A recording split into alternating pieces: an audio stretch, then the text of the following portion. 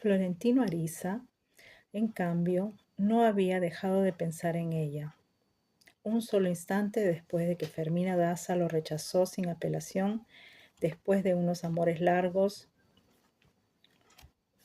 y contrariados, y habían transcurrido desde entonces 51 años, 9 meses y 4 días. No había tenido, no había tenido que llevar la cuenta del olvido haciendo una raya diaria en los muros de un calabozo, porque no había pasado un día sin que ocurriera algo que lo hiciera acordarse de ella. En la época de la ruptura, él tenía 22 años y vivía solo con su madre. Solo con su madre, Tránsito Ariza, en una media casa alquilada en la calle de las Ventanas, donde ella tuvo desde muy joven un negocio de mercería y donde además deshilachaba camisas y trapos viejos que vendía como algodón para los heridos de guerra. Fue su hijo único, habido de una alianza ocasional con el conocido naviero Don Pío V Loaiza, el mayor de los 3 hermanos que fundaron la Compañía Fluvial del Caribe y le dieron con ella un impulso nuevo a la navegación a vapor en el río de la Magdalena. Don Pío V Loaiza murió cuando el hijo tenía 10 años. Aunque siempre se había ocupado en secreto de sus gastos, nunca lo reconoció como suyo ante la ley ni le dejó resuelto el porvenir, de modo que Florentino Ariza se quedó con el único apellido de su madre. Si bien su verdadera afiliación fue siempre de dominio público. Después de la muerte del padre, Florentino Ariza tuvo que renunciar al colegio para emplearse como aprendiz en la agencia postal, donde lo encargaron de abrir las sacas y ordenar las cartas y avisar al público que había llegado el correo, izando en la puerta de la oficina la bandera del país de procedencia. Su buen juicio llamó la atención del telegrafista, el emigrado alemán Lotario Tugut, que además tocaba el órgano en las ceremonias mayores de la catedral y daba clases de música a domicilio. Lotario Tugut le enseñó el código Morse y el manejo del sistema telegráfico. Y bastaron las primeras lecciones de violín para que Florentino Ariza siguiera tocándolo de oído como un profesional. Cuando conoció a Fermina Daza a los 18 años, era el joven más solicitado de su medio social y el que mejor bailaba la música de moda y recitaba de memoria la poesía sentimental, y estaba siempre a disposición de sus amigos para llevar a sus novias serenatas de violín solo. Era escuálido desde entonces, con un cabello indio sometido con pomada de olor y los espejuelos de miope que aumentaban su aspecto de desamparo. Aparte del defecto de la vista, sufría de un estreñimiento crónico que lo obligó a aplicarse lavativas purgantes toda la vida. Tenía una muda única de pontifical, heredada del padre muerto, pero Tránsito Ariza se la mantenía tan bien que cada domingo parecía nueva. A pesar de su aire desmirriado, de su retraimiento y de su vestimenta sombría, las muchachas de su grupo hacían cifras secretas para jugar a quedarse con él, y él jugaba a quedarse con ellas hasta el día en que conoció a Fermina Daza y se le acabó la inocencia. La había visto por primera vez una tarde en que Lotario Tugut lo encargó de llevar un telegrama a alguien sin domicilio. La había visto por primera vez una tarde en que Lotario Tugut lo encargó de llevar un telegrama a alguien sin domicilio conocido que se llamaba Lorenzo Daza.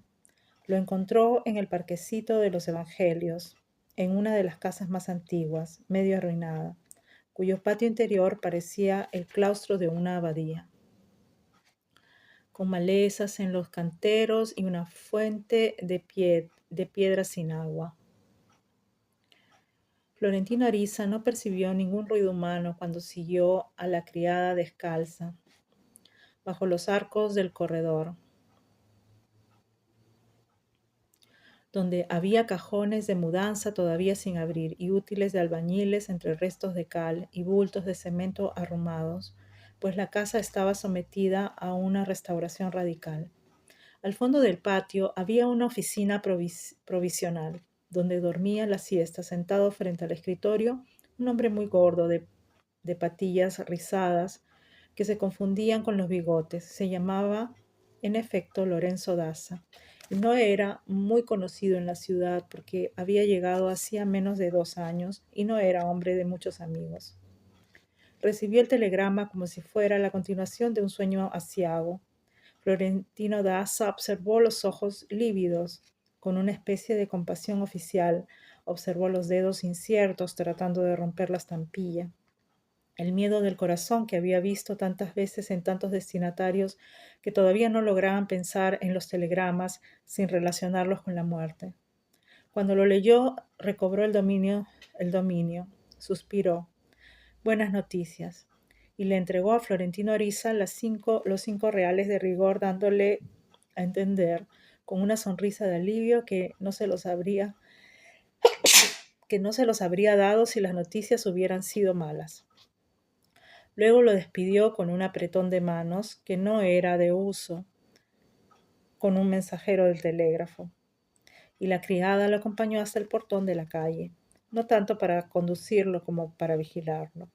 Hicieron el mismo recorrido en sentido contrario por el corredor de arcadas, pero esta vez supo Florentino Ariza que había alguien más en la casa, porque la claridad del patio estaba ocupada por una voz de mujer que repetía una lección de lectura. Al pasar frente al cuarto de coser, vio por la ventana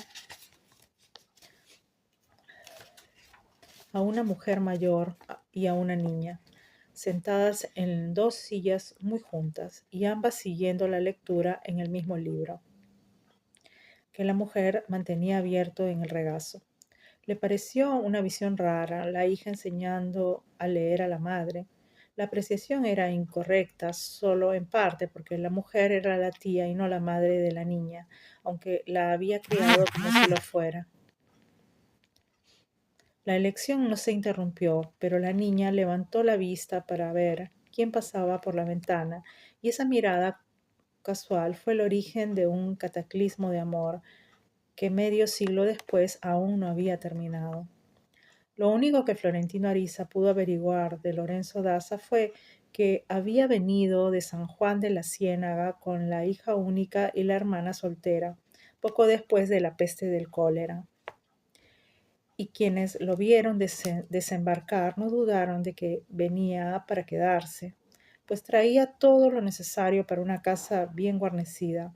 La esposa había muerto cuando la hija era muy niña. La hermana se llamaba Escolástica, tenía 40 años y estaba cumpliendo una manda con el hábito de San Francisco cuando salía a la calle y solo el cordón de la cintura cuando estaba en casa. La niña tenía 13 años y se llamaba, igual que la madre muerta, Fermina. Se suponía que Lorenzo Daza era el hombre de recursos porque vivía bien sin oficio conocido y había comprado con dinero en rama la casa de los Evangelios, cuya restauración debió costarle por lo menos el doble de los 200 pesos oro que pagó por ella. La hija estaba estudiando en el colegio de la Presentación de la Santísima Virgen, donde las señoritas de sociedad aprendían desde hacía siglos, 2 siglos, el arte y el oficio de ser esposas diligentes y sumisas.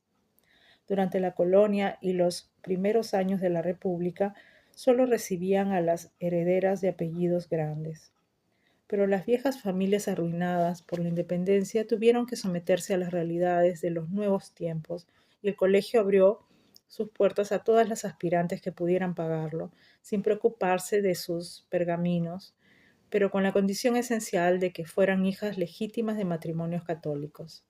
De todos modos, era un colegio caro, y el hecho de que Fermina Daza estudiara allí era por sí solo un indicio de la situación económica de la familia, aunque no lo fuera de su condición social. Estas noticias alentaron a Florentino Ariza, pues le indicaban que la bella adolescente de ojos almendrados estaba al alcance de sus sueños. Sin embargo, el régimen estricto de su padre se reveló muy pronto como un inconveniente insalvable. Al contrario de las otras alumnas que iban al colegio en grupos acompañadas por una criada mayor, Fermina Daza iba siempre con la tía soltera y su conducta indicaba que no le estaba permitida ninguna distracción. Fue de ese modo inocente como Florentino Oriza inició su vida sigilosa de cazador solitario.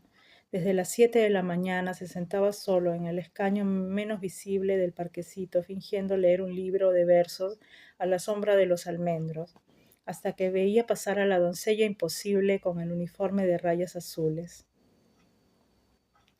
las medias con ligas hasta la rodilla, los botines masculinos de cordones cruzados y una sola trenza gruesa con un lazo en el extremo que le colgaba en la espalda hasta la cintura. Caminaba con una altivez natural, la cabeza erguida, la vista inmóvil, el paso rápido, la nariz afilada, con la cartera de los libros apretada con los brazos en cruz contra el pecho y con un modo de andar de venada que la hacía parecer inmune a la gravedad. A su lado, marcando el paso a duras penas, la tía con el hábito pardo y el cordón de San Francisco no dejaba el menor resquicio para acercarse. Florentino Ariza las veía pasar de ida y regreso 4 veces al día, y una vez los domingos a la salida de la misa mayor, y con ver a la niña le bastaba. Poco a poco fue idealizándola, atribuyéndole virtudes improbables, sentimientos imaginarios, y al cabo de 2 semanas ya no pensaba más que en ella. Así que decidió mandarle una esquela simple escrita por ambos lados con su preciosa letra de escribano. Pero la tuvo varios días en el bolsillo pensando cómo entregarla y mientras lo pensaba escribía varios pliegos más antes de acostarse, de modo que la carta original fue convirtiéndose en un diccionario de requiebros inspirados en los libros que había aprendido de memoria de tanto leerlos en las esperas del parque. Buscando el modo de entregar la carta, trató de conocer a algunas estudiantes de la presentación, pero estaban demasiado lejos de su mundo. Además, al cabo de muchas vueltas, no le pareció prudente que alguien se enterara de sus pretensiones. Sin embargo, logró saber que Fermina Daza había sido invitada a un baile de sábado, unos días después de su llegada, y que el padre no le había permitido asistir con una frase terminante: cada cosa será a su debido tiempo. La carta tenía más de 60 pliegos escritos por ambos lados cuando Florentino Ariza no pudo resistir más la opresión de su secreto y se abrió sin reservas a su madre, la única persona con quien se permitía algunas confidencias. Tránsito Ariza se conmovió hasta las lágrimas por el candor del hijo en asuntos de amores y trató de orientarlo con sus luces. Empezó por convencerlo de que no entregara el mamotreto lírico con el que solo lograría asustar a la niña de sus sueños, a quien suponía tan verde como él en los negocios del corazón. El primer paso, le dijo, era lograr que ella se diera cuenta de su interés para que su declaración no la fuera a tomar por sorpresa y tuviera tiempo de pensar. Pero sobre todo, le dijo, a la primera que tienes que conquistar no es a ella, sino a la tía. Ambos consejos eran sabios, sin duda, pero tardíos. En realidad, el día en que Fermina Daza descuidó un instante la lección de lectura que estaba dándole a la tía y levantó la vista para ver quién pasaba por el corredor, Florentino Ariza le había impresionado por su aura de desamparo. Por la noche, durante la comida, su padre había hablado del telegrama y fue así como ella supo que había ido a hacer Florentino Ariza a la casa y cuál era su oficio. Estas noticias aumentaron su interés, pues para ella, como para tanta gente de la época, el invento del telégrafo tenía algo que ver con la magia.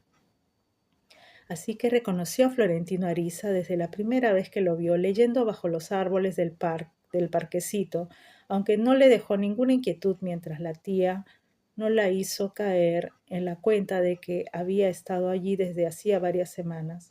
Después, cuando lo vieron también los domingos a la salida de misa, la tía acabó por convencerse de que tantos encuentros no podían ser casuales. Dijo, no será por mí que se toma semejantes molestias, pues a pesar de su conducta austera y su hábito de penitente, la tía escolástica Daza tenía un instinto de la vida y una vocación de complicidad que eran sus mejores virtudes, y la sola idea de que un hombre se interesara por la sobrina le causaba una emoción irresistible. Sin embargo, Fermina Daza estaba todavía a salvo hasta de la simple curiosidad del amor, y lo único que le inspiraba a Florentino Ariza era un poco de lástima porque le pareció que estaba enfermo. Pero la tía le dijo que era necesario haber vivido mucho para conocer la índole verdadera de un hombre, y estaba convencida de que aquel que se sentaba en el parque para verlas pasar solo podía estar enfermo de amor. La tía escolástica era un refugio de comprensión y afecto para la hija solitaria de un matrimonio sin amor. Ella la había criado desde la muerte de la madre y en relación con Lorenzo Daza se comportaba más como cómplice que como tía. Así que la aparición de Florentino Ariza fue para ella es una más de las muchas diversiones íntimas que solían inventarse para entretener sus horas muertas.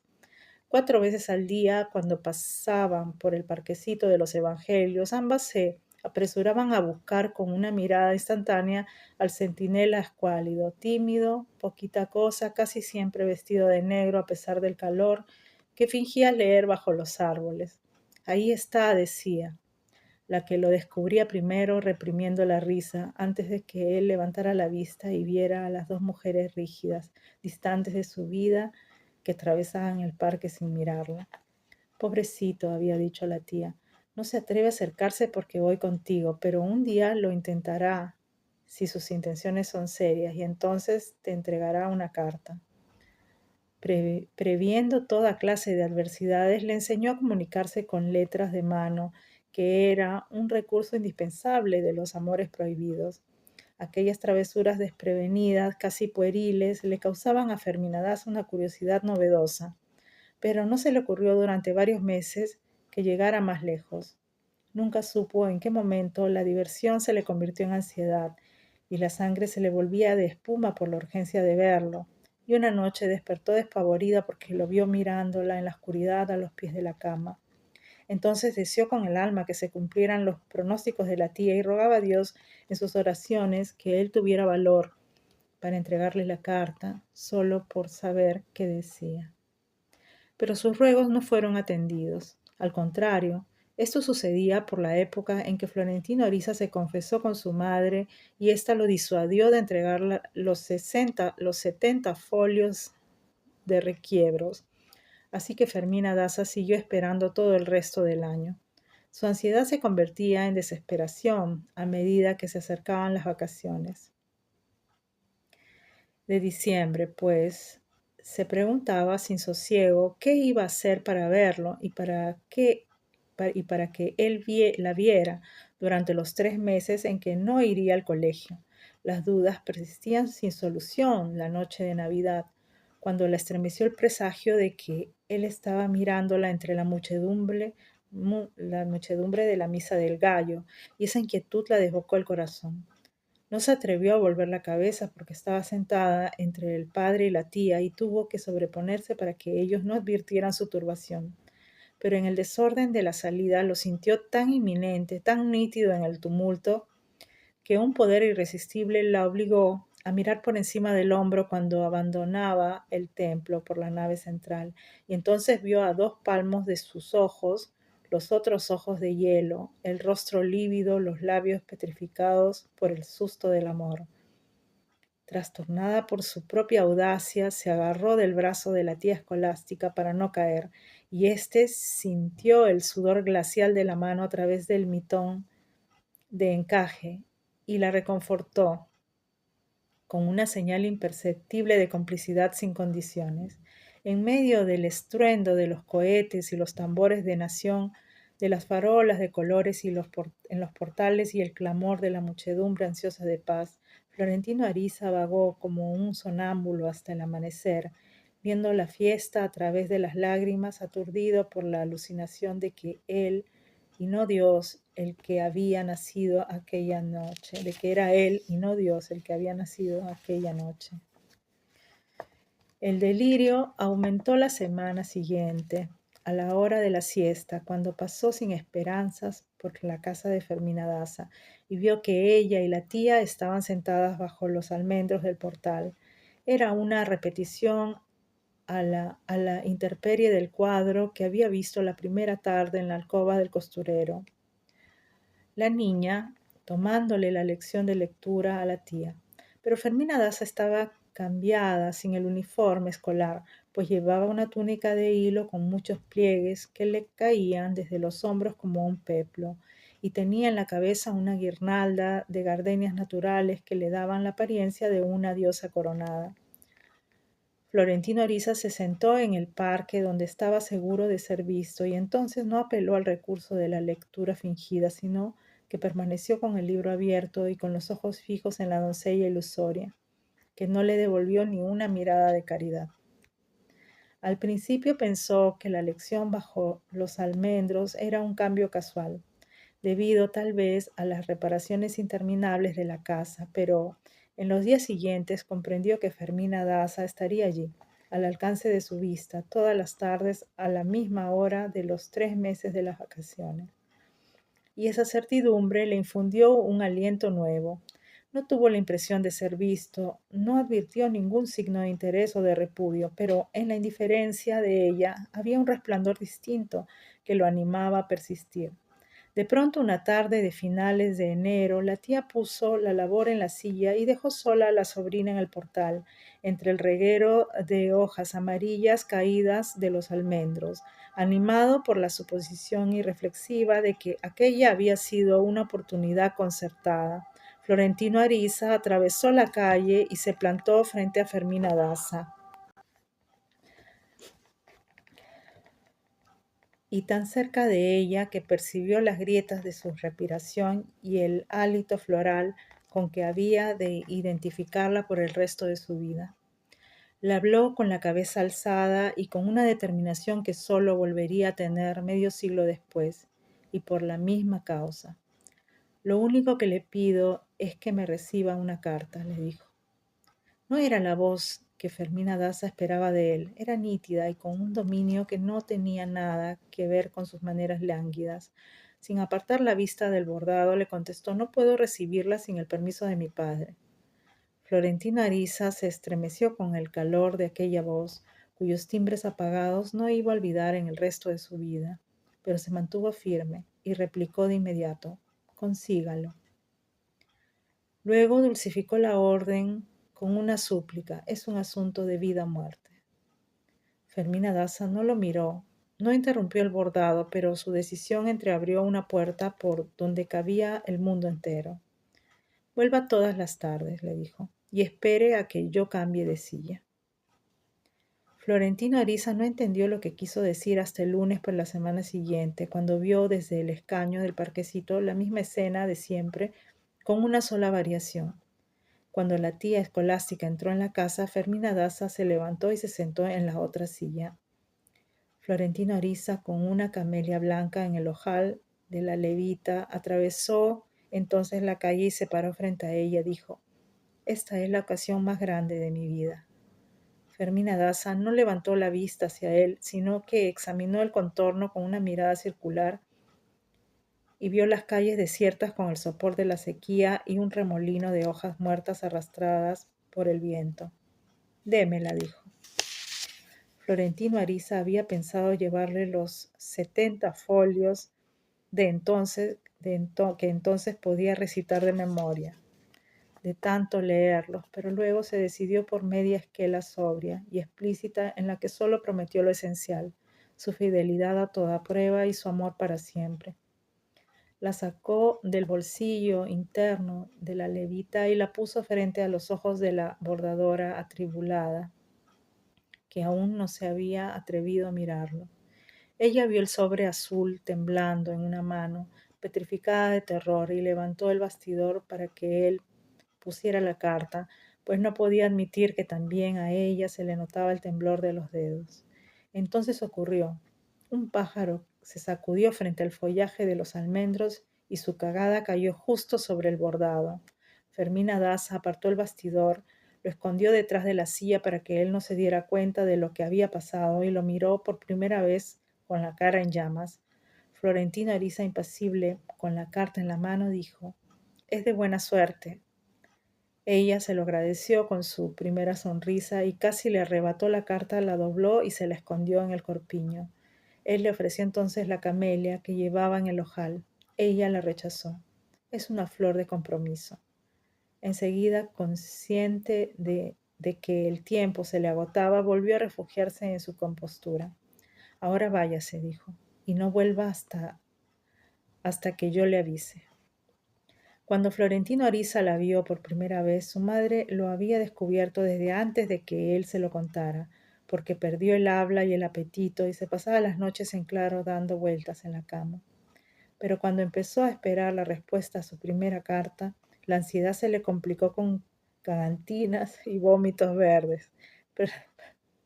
Perdió el sentido de la orientación y sufría desmayos repentinos. Y su madre se aterrorizó porque su estado no se parecía a los desórdenes del amor, sino a los estragos del cólera.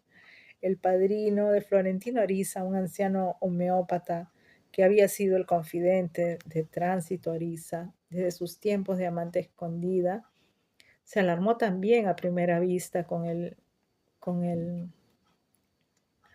el estado del enfermo, porque tenía el pulso tenue, la respiración arenosa y los sudores pálidos de los moribundos. Pero el examen le reveló que no tenía fiebre ni dolor en ninguna parte, y lo único concreto que sentía era una necesidad urgente de morir. Le bastó con un interrogatorio insidioso, primero a él, después a la madre, para comprobar una vez más que los síntomas del amor son los mismos del cólera. Prescribió infusiones de flores, de tilo, para entretener los nervios y sugirió un cambio de aires para buscar el consuelo en la distancia. Pero lo que anhelaba Florentino Ariza era todo lo contrario, gozar de su martirio. Tránsito Ariza era una cuarentona libre, con un instinto de la felicidad mal logrado por la pobreza, y se complacía en los sufrimientos del hijo como si fueran suyos. Le hacía beber las infusiones cuando lo sentía delirar y lo arropaba con mantas de lana para engañar a los escalofríos, pero al mismo tiempo le daba ánimos para que se solazara en su postración. «Aprovecha ahora que eres joven para sufrir todo lo que puedas», le decía, «que estas cosas no duran toda la vida». En la agencia postal, por supuesto, no pensaban lo mismo. Florentino Ariza se había abandonado a la desidia y andaba tan distraído que confundía las banderas con que anunciaban la llegada del correo, y un miércoles izaba la alemana cuando el barco que había llegado era de la compañía Leyland con el correo de Liverpool. Y cualquier día izaba la de Estados Unidos cuando el barco que llegaba era el de la compañía General Transatlantic con el correo de Saint-Nazaire. Aquellas confusiones del amor ocasionaban tales trastornos en el reparto y provocaban tantas protestas del público que si Florentino Ariza no se quedó sin empleo fue porque Lotario Tugut lo mantuvo en el telégrafo y lo llevó a tocar el violín en el coro de la catedral. Tenía una alianza difícil de entender por la diferencia de edades, pues podían haber sido abuelo y nieto, pero se llevaban tan bien en el trabajo como en las fondas del puerto, donde iban a pasar los trasnochados, sin escrúpulos de clase, desde los borrachitos de caridad hasta los señoritos vestidos de etiqueta, que se fugaban de las fiestas de gala del club social para comer lebranche frito con arroz de coco. Lotario Tubut solía irse por allí después del último turno del telégrafo y muchas veces amanecía bebiendo ponche de Jamaica y tocando el acordeón con las tripulaciones de locos de las goletas de las Antillas. Era corpulento, atortugado, con una barba dorada y un gorro frigio que se ponía para salir de noche, y solo le faltaba una ristra de campánulas para ser idéntico a San Nicolás. Al menos una vez por semana terminaba con una pájara de la noche, como él las llamaba, de las muchas que vendían amores de emergencia en un hotel de paso para marineros. Cuando conoció a Florentino Ariza, lo primero que hizo con un cierto deleite magistral fue iniciarlo en los secretos de su paraíso. Escogía para él las pájaras que le parecían mejores, discutía con ellas el precio y el modo, y le ofrecía pagar con dinero suyo el servicio adelantado. Pero Florentino Ariza no lo aceptaba. Era virgen y se había propuesto no dejar de serlo mientras no fuera por amor. El hotel era un palacio colonial venido a menos y los grandes salones y los aposentos de mármol estaban divididos en cubículos de cartón con agujeros de alfileres que lo mismo se alquilaban para hacer que para ver. Se hablaba de fisgones a quienes le habían vaciado un ojo con agujas de tejer, de otro que reconoció a su propia esposa en la que estaba espiando, y de caballeros de alcurnia que entraban disfrazados de verduleras para desfogarse con los contramaestres de paso, y de tantos otros percances de aguaitadores y aguaitados que la sola idea de asomarse al cuarto contiguo le resultaba pavorosa a Florentino Ariza. Así que Lotario Tubud no logró persuadirlo de que ver y dejarse ver eran refinamientos de príncipes en Europa. Al contrario de lo que hacía creer su corpulencia, Lotario Tubud tenía una perinola de querubín que parecía un capullo de rosa, pero este debía ser un defecto afortunado, porque las pájaras más percudidas se disputaban la suerte de dormir con él, y su alarido de degolladas remecía los estribos del palacio y hacían temblar de espanto a sus fantasmas. Decían que usaba una pomada de veneno de víbora que enardecía la silla turca de las mujeres, pero él juraba no tener recursos distintos de los que Dios le había dado. Decía muerto de risa, es puro amor. Tuvieron que pasar muchos años para que Florentino Ariza entendiera que tal vez lo decía con razón. Acabó de convencerse en un tiempo más avanzado de su educación sentimental, cuando conoció a un hombre que se daba una vida de rey explotando a 3 mujeres al mismo tiempo. Las 3 le rendían cuentas al amanecer, humilladas a sus pies para hacerle perdonar sus recaudos exiguos, y la única gratificación que anhelaban era que él se acostara con la que le llevase más dinero. Florentino Ariza pensaba que solo el terror podía inducir a semejante indignidad. Sin embargo, una de las 3 muchachas lo sorprendió con la verdad contraria. Estas cosas, le dijo, solo pueden hacerse por amor. No fue tanto por sus virtudes de fornicador como por su gracia personal, por lo que Lotario Tubud había llegado a ser uno de los clientes más apreciados del hotel.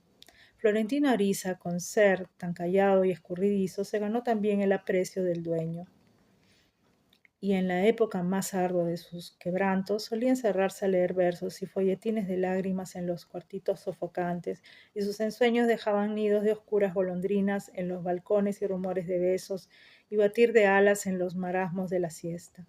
Al atardecer, cuando bajaba el calor, era imposible no escuchar las conversaciones de los hombres que venían a desahogarse de la jornada con un amor de prisa. Así se enteraba Florentino Ariza de muchas infidencias y aún de algunos secretos de Estado de los clientes importantes, y aún las autoridades locales les confiaban a sus amantes efímeras sin cuidarse de que no los oyeran en los cuartos vecinos. Fue también así como se enteró de que a 4 leguas marinas al norte de Sotavento yacía hundido desde el siglo XVII un galeón español cargado con más de 500.000 millones de pesos en oro puro y piedras preciosas. El relato lo asombró, pero no volvió a pensar en él hasta unos meses después, cuando su locura de amor le alborotó las ansias de rescatar la fortuna sumergida para que Fermina Daza se bañara en estanques de oro. Años más tarde, cuando trataba de recordar cómo era en realidad la doncella idealizada con la alquimia de la poesía, no lograba distinguirla de los atardeceres desgarrados de aquellos tiempos, aun cuando la atisbaba sin ser visto por aquellos días de ansiedad en que esperaba la respuesta de su primera carta, la veía transfigurada en la reverberación de las 2 de la tarde bajo la llovizna de azares de los almendros, donde siempre era abril en cualquier tiempo del año. Por lo único que por lo único que le interesaba entonces acompañar con el violín a Lotario Tubut en el mirador privilegiado del coro era por ver cómo ondulaba la túnica de ella con la brisa de los cánticos.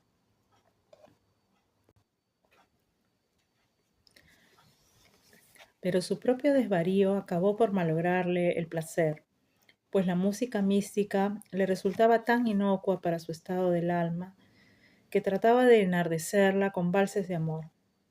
Y Lotario Tubut se vio obligado a despedirlo del coro. Fue esa la época en que se dio a las ansias de comerse las gardenias que Tránsito Ariza cultivaba en los canteros del patio, y de ese modo conoció el sabor de Fermina Daza. Fue también la época en que encontró por casualidad en un baúl de su madre un frasco de 1 litro de agua de Colonia que vendían de contrabando los marineros de la Hamburg American Line, y no resistió la tentación de probarla para buscar otros sabores de la mujer amada. Siguió bebiendo el frasco hasta el amanecer, emborrachándose de Fermina Daza con tragos abrasivos, primero en las fondas del puerto y después absorto en el mar, desde las escolleras donde hacían amores de consolación los enamorados sin techo, hasta que sucumbió a la inconsciencia. Tránsito Ariza, que lo había esperado hasta las 6 de la mañana con el alma en un hilo, lo buscó en los escondites menos pensados y poco después del mediodía lo encontró revolcándose en un charco de vómitos fragantes en un recodo de la bahía donde iban a recalar los ahogados. Aprovechó la pausa de la convalecencia para reprenderlo por la pasividad con que esperaba la contestación de la carta. Le recordó que los débiles no entrarían jamás en el reino del amor, que es un reino inclemente y mezquino, y que las mujeres solo se entregan a los hombres de ánimo resuelto, porque les infunden la seguridad que tanto ansían para enfrentarse a la vida. Florentino Ariza asimiló la elección tal vez más de lo debido. Tránsito Ariza no pudo disimular un sentimiento de orgullo más concupiscente que maternal cuando lo vio salir de la mercería con el vestido de paño negro, el sombrero duro y lazo lírico en el cuello de celuloide, y le preguntó en broma si iba para un entierro. Él contestó con las orejas encendidas: es casi lo mismo. Ella se dio cuenta de que apenas podía respirar de miedo, pero su determinación era invencible. Le hizo las advertencias finales, le echó la bendición y le prometió, muerta de risa, otra botella de agua Colonia para celebrar juntos la conquista. Desde que entregó la carta un mes antes, él había contrariado muchas veces la promesa de no volver al parquecito, pero había tenido buen cuidado de no dejarse ver. Todo seguía igual. La lección de lectura bajo los árboles terminaba hacia las 2 de la tarde, cuando la ciudad despertaba de la siesta y Fermina Daza seguía bordando con la tía hasta que declinaba el calor. Florentino Ariza no esperó a que la tía entrara en casa y entonces atravesó la calle con unos trancos marciales que le permitieron sobreponerse al desaliento de las rodillas. Pero no se dirigió a Fermina Daza, sino a la tía. Hágame el favor de dejarme solo un momento con la señorita, le dijo. Tengo algo importante que decirlo. Atrevido, le dijo la tía. No hay nada de ella que yo no pueda oír. Entonces no se lo digo, dijo él, pero le advierto que usted será la responsable de lo que suceda. No era ese el modo que Escolástica Daza esperaba del novio ideal, pero se levantó asustada porque tuvo por primera vez la impresión sobrecogedora de que Florentino Ariza estaba hablando por inspiración del Espíritu Santo. Así que entró en la casa para cambiar de agujas y dejó solos a los dos jóvenes bajo los almendros del portal. En realidad era muy poco lo que sabía Fermina Daza de aquel pretendiente taciturno que había aparecido en su vida, como una golondrina de invierno, y del cual no hubiera conocido ni siquiera el nombre de no haber sido por la firma de la carta. Había averiguado desde entonces que era el hijo sin padre de una soltera laboriosa y seria, pero marcada sin remedio por el estigma de fuego de un único extravío juvenil. se había enterado de que no era mensajero del telégrafo, como ella suponía, sino un asistente bien calificado con un futuro promisorio, y pensó que había llevado el telegrama a su padre solo como el pretexto para verla a ella.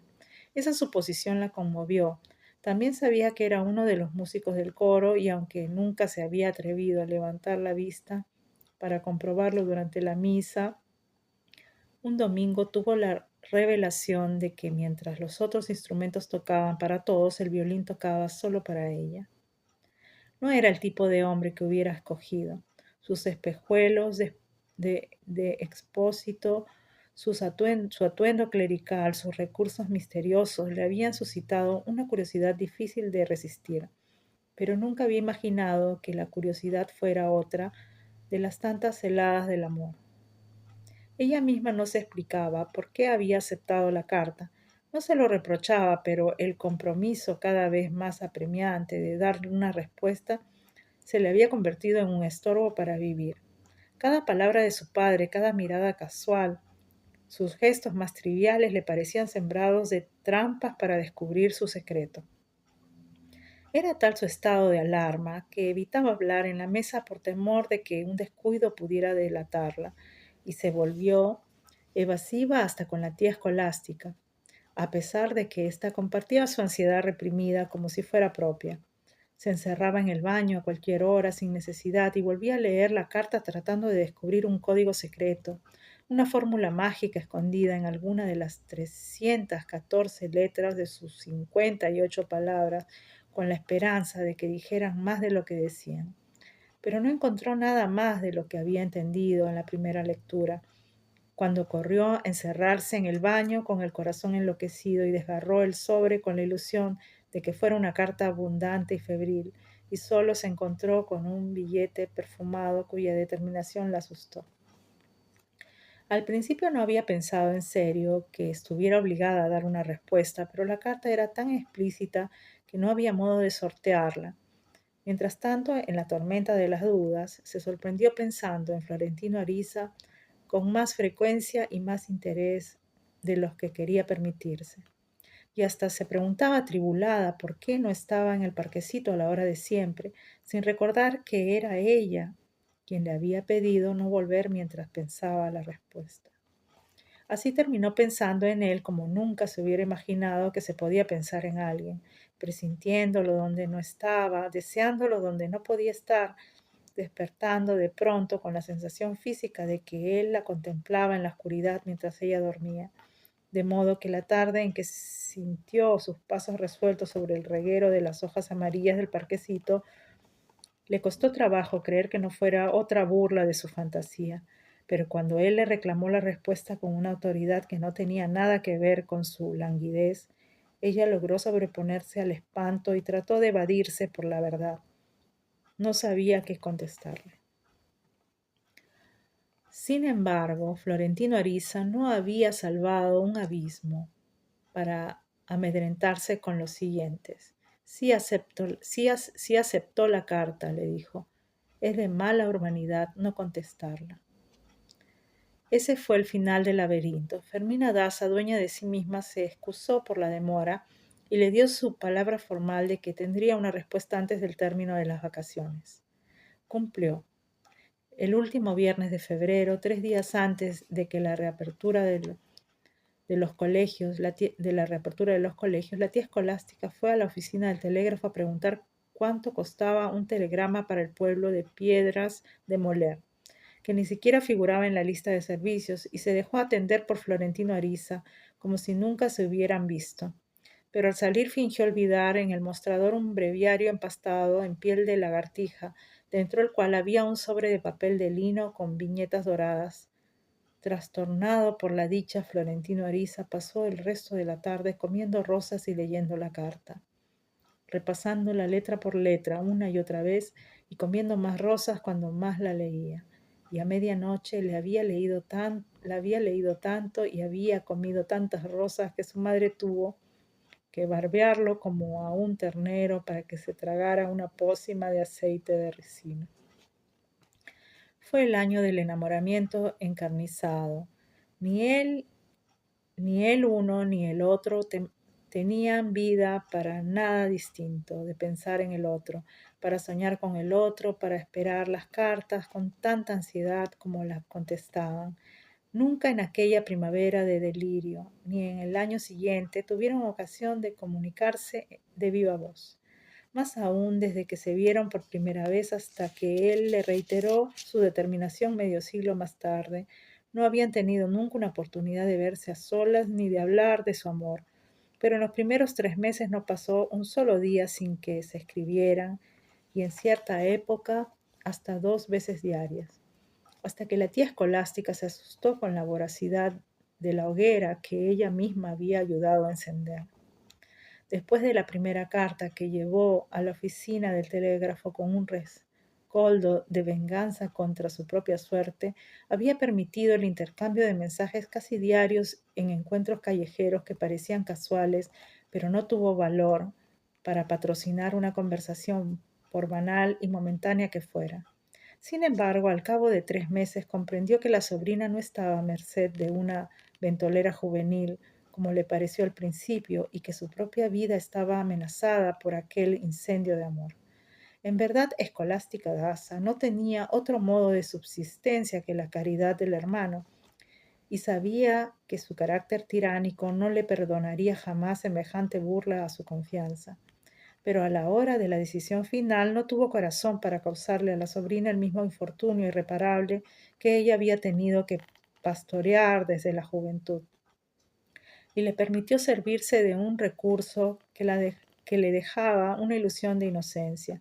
Fue un método simple.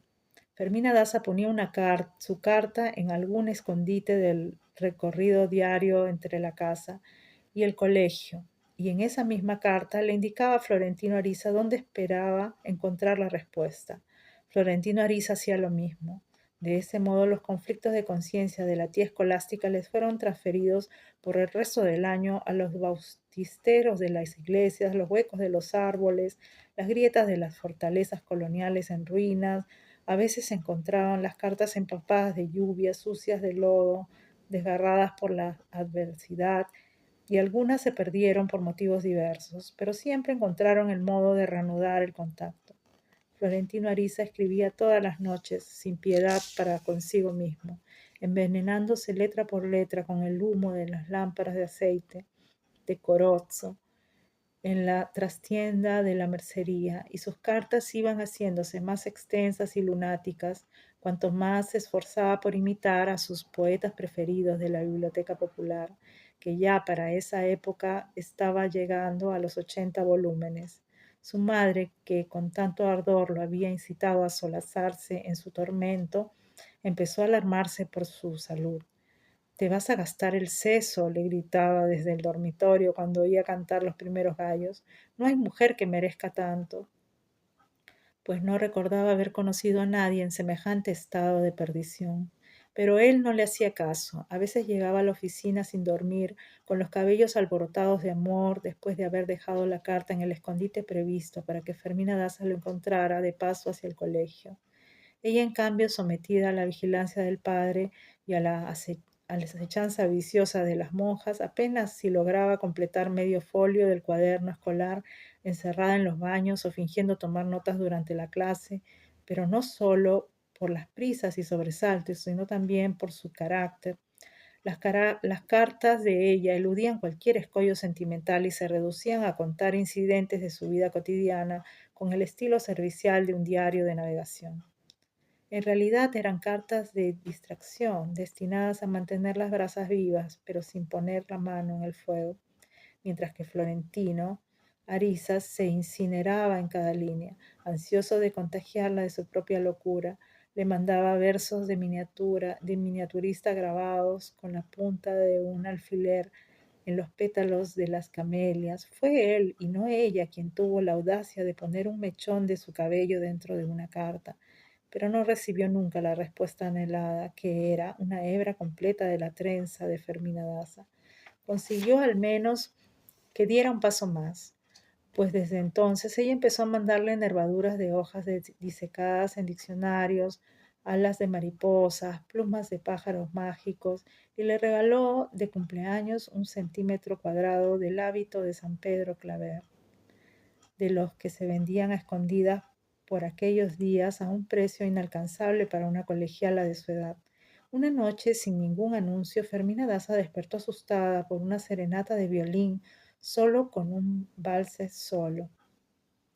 La estremeció la clarividencia de que cada nota era una acción de gracias por los pétalos de sus herbarios, por los tiempos robados a la aritmética para escribir sus cartas, por el susto de los exámenes, pensando más en él que en las ciencias naturales, pero no se atrevió a creer que Florentino Ariza fuera capaz de semejante imprudencia. La mañana siguiente, durante el desayuno, Lorenzo Daza no podía resistir la curiosidad. En primer término, porque no sabía qué significaba una sola pieza en el lenguaje de las serenatas, y en segundo término, porque a pesar de la atención con que la escuchó, no había logrado precisar en qué casa había sido. La tía escolástica, con una sangre fría que le devolvió el aliento a la sobrina, aseguró haber visto a través de los visillos del dormitorio que el violinista solitario estaba del otro lado del parque y dijo que en todo caso una pieza sola era una notificación de ruptura. En su carta de ese día, Florentino Ariza confirmó que era él quien había llevado la serenata y que el vals había sido compuesto por él y tenía el nombre con que conocía a Fermina Daza en su corazón, la diosa coronada. No volvió a tocarlo en el parque, pero solía hacerlo en noches de luna, en sitios elegidos a propósito para que ella lo escuchara sin sobresaltos en la alcoba. Uno de sus sitios preferidos era el cementerio de los pobres, expuesto al sol y a la lluvia en una colina indigente, donde dormían los gallinazos y donde la música lograba resonancias sobrenaturales. Más tarde aprendió a conocer la dirección de los vientos y así estuvo seguro de que su voz llegaba hasta donde debía. En agosto de ese año, una nueva guerra civil de las tantas que asolaban el país desde hacía más de medio siglo amenazó con generalizarse y el gobierno impulsó la ley marcial y el toque de queda a las 6 de la tarde en los estados del litoral caribe. Aunque ya habían ocurrido algunos disturbios y la tropa cometía toda clase de abusos de escarmiento, Florentino Ariza seguía tan perplejo que no se enteraba del estado del mundo, y una patrulla militar lo sorprendió una madrugada perturbando la castidad de los muertos en sus provocaciones de amor. Escapó por milagro de una ejecución sumaria, acusado de ser un espía que mandaba mensajes en clave de sol a los buques liberales que merodeaban por las aguas vecinas. ¿Qué espía ni qué carajo?, dijo Florentino Ariza. Yo no soy más que un pobre enamorado. Durmió 3 noches encadenado por los tobillos en los calabozos de la guarnición local, pero cuando lo soltaron se sintió defraudado por la brevedad del cautiverio, y aun en los tiempos de su vejez, cuando otras tantas guerras se le confundían en la memoria, seguía pensando que era el único hombre en la ciudad y tal vez del país que había arrastrado grillos de 5 libras por una causa de amor. Iban a cumplirse 2 años de correos frenéticos cuando Florentino Ariza, en una carta de un solo párrafo, le hizo a Fermina Daza la propuesta formal de matrimonio. En los 6 meses anteriores le había enviado varias veces la camelia blanca, pero ella se lo devolvía en la carta siguiente para que no dudara de que estaba dispuesta a seguirle escribiendo, pero sin la gravedad de un compromiso. La verdad es que siempre había tomado las idas y venidas de las camelias como un retozo de amores y nunca se le ocurrió planteárselo como una encrucijada de su destino. Pero cuando llegó la propuesta formal se sintió desgarrada por el primer arañazo de la muerte. Presa de pánico se lo contó a la tía escolástica y ella asumió la consulta con la valentía y la lucidez que no había tenido a los 20 años cuando se vio forzada a decidir su propia suerte. Contéstale que sí, le dijo, aunque te estés muriendo de miedo, aunque después te arrepientas, porque de todos modos te vas a arrepentir toda la vida si le contestas que no. Sin embargo, Fermina Daza estaba tan confundida que pidió un plazo para pensarlo. Pidió primero un mes, luego otro, y cuando se cumplió El cuarto mes, sin respuesta, volvió a recibir la camelia blanca, pero no sola dentro del sobre como las otras veces, sino con la notificación perentoria de que esta era la última, o ahora o nunca. Entonces fue Florentino Ariza quien le vio la cara a la muerte esa misma tarde, cuando recibió un sobre con una tirada de papel arrancada al margen de un cuaderno de escuela, con la respuesta escrita a lápiz en una sola línea.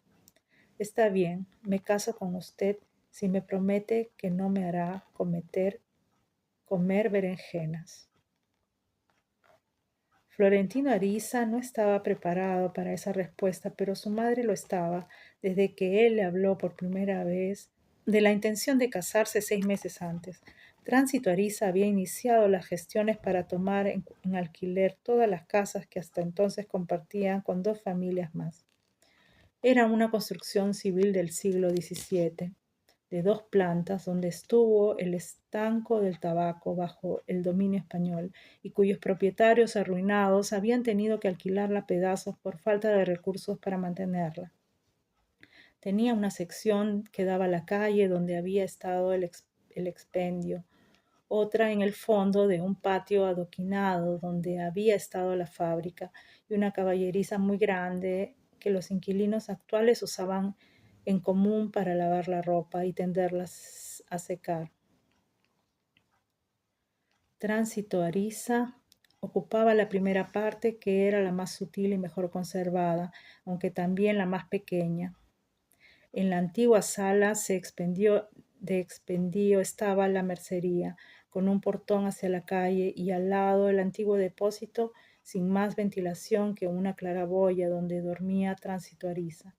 La trastienda era la mitad de la sala, dividida con un cancel de madera. Allí había una mesa con 4 sillas que servía al mismo tiempo para comer y escribir, y era allí donde Florentino Ariza colgaba la hamaca cuando el amanecer no lo sorprendía escribiendo. Era un espacio bueno para los dos, pero insuficiente para una persona más, y menos para una señorita del colegio de la Presentación de la Santísima Virgen, cuyo padre había restaurado hasta dejarla como nueva una casa en escombros, mientras las familias de 7 títulos se acostaban con el terror de que los techos de las mansiones se les deformaran encima durante el sueño. De modo que Tránsito Ariza había conseguido que el propietario le permitiera ocupar también la galería del patio, a cambio de que mantuviera la casa en buen estado por 5 años. Tenía recursos para eso, aparte de los ingresos reales de la mercería y de las hilachas hemostáticas que le hubieran alcanzado para su vida modesta. Había multiplicado los ahorros prestándolos a una clientela de nuevos pobres vergonzantes que aceptaban sus réditos excesivos en gracia de su discreción. Señoras con aires de reinas bajaban de las carrozas en el portón de la mercería sin nodrizas ni criadas incómodos, y fingiendo comprar encajes de Holanda y ribetes de pasamanería, empeñaban entre 2 sollozos los últimos oropeles de su paraíso perdido. Tránsito Ariza los sacaba de apuros con tanta consideración por su alcurnia, que muchas se iban más agradecidas por el honor que por el favor. En menos de 10 años conocía como suyas las joyas tantas veces rescatadas y vueltas a empeñar con lágrimas, y las ganancias convertidas en oro de ley estaban enterradas en una múcura debajo de la cama cuando el hijo tomó la decisión de casarse. Entonces hizo las cuentas y descubrió que no solo podía hacer el negocio de mantener en pie la casa ajena durante 5 años, sino que con la misma astucia y un poco más de suerte podía quizás comprarla antes de morir para los 12 nietos que deseaba tener. Florentino Ariza, por su parte, había sido nombrado ayudante primero del telégrafo, con un carácter interino, y Lotario Tubut quería dejarlo como jefe de la oficina cuando él se fuera a dirigir la escuela de telegrafía y magnetismo prevista para el año siguiente. Así que el lado práctico del matrimonio estaba resuelto. Sin embargo, Tránsito Ariza creyó prudente 2 condiciones finales. La primera, averiguar quién era en realidad Lorenzo Daza, cuyo acento no dejaba ninguna duda sobre su origen, pero de cuya identidad y de cuyos medios de vida no tenía nadie una noticia cierta. La segunda, que el noviazgo fuera largo para que los novios se conocieran a fondo por el trato personal y que se mantuvieran la reserva más estricta hasta que ambos se sintieran muy seguros de sus afectos. Sugirió que esperaran hasta el final de la guerra. Florentino Ariza estuvo de acuerdo con el secreto absoluto, tanto por las razones de su madre como por el hermetismo propio de su carácter. Estuvo también de acuerdo con la demora del noviazgo, pero el término le pareció irreal, pues en más de medio siglo de vida independiente no había tenido el país ni un día de paz civil. Nos volveremos viejos esperando, dijo.